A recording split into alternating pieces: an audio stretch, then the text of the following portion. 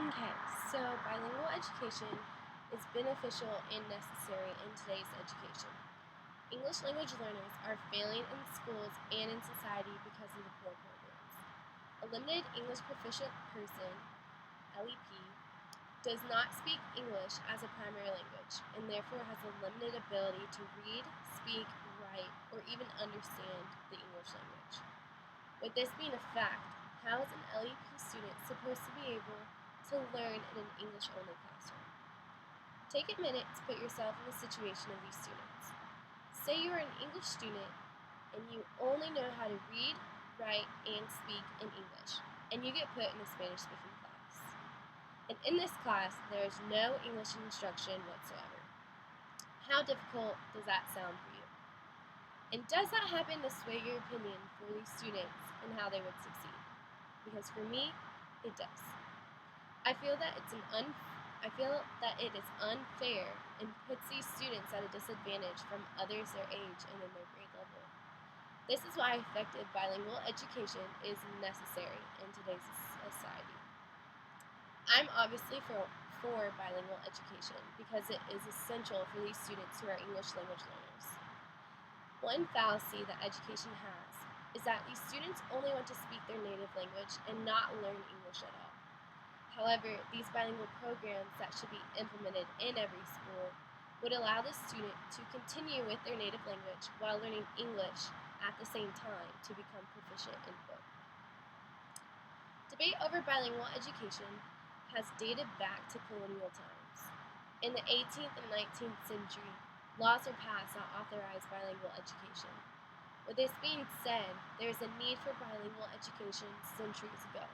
And since then, our nation has grown, and we have even more LEPs in need of assistance. It's even more vital now than ever in today's society. There have been multiple acts through the government that aim to promote bilingual education and support it in schools. The National Defense Education Act of 1958 had a goal to raise foreign language in education in the United States.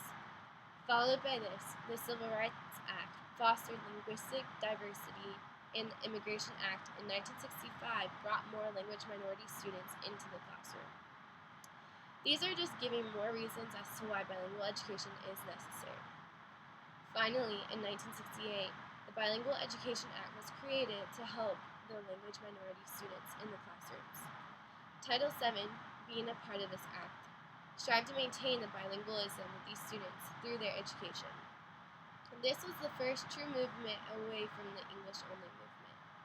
This way, these students were learning the content in their native language, so they actually understood what they were learning. And on the other side, they were also learning English at the same time. This is where the misconception that I mentioned earlier comes in. Just because schools have bilingual education doesn't mean that English is not being promoted. English is still being taught to them in a manner where they can succeed. Programs such as the Sink or Swim program is an example of a poor bilingual education program. These students do not have the choice that English is not their first language, and were being thrown into an English-only class to fend for themselves. This program acted out exactly how it sounds. These students either succeeded and swam, or they failed and sunk because of poor bilingual education. This is heartbreaking for me, considering that these students have the capability to become successful and graduate, but they do not have the resources to learn English. This is another reason why effective programs are needed, and that these acts in history are important to how we view education now. Continuing with another case in 1974 was the Lau v. Nichols case, which abolished the Sink or Swim program and expanded bilingual education to schools through the Equal Education Act. Another case in 1981 was Castaneda v. Pickard, that civil rights were violated under the Equal Education Opportunities Act because these students were not fully getting the attention that they deserve through these bilingual programs. In 1998, Proposition 227 was released that stated that English would be the primary medium of instruction. This replaced the bilingual programs with English immersion, which just goes back to these LEP students struggling with their content and language. Proposition 203 was passed, which limited instruction for the English language learners, so these students are getting unfair treatment and education from the schools. However, the No Child Left Behind Act replaced the Bilingual Education Act and served as a purpose to have equal education for all students no matter what. An average student struggles in a classroom on a day-to-day basis with different tasks. Imagine a child that does not even speak the language trying to understand and master the content that they're learning.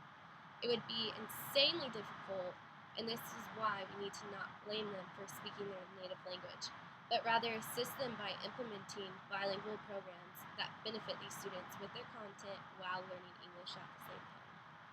Now that we have made it this far with bilingual education, why would we not preserve it and do everything we can to make it better? Whether or not we agree or disagree, immigration is still occurring today, if not increasing. In return, America has a multitude of students who are LEPs, and through education we can help assist these students by making them capable to succeed in our country.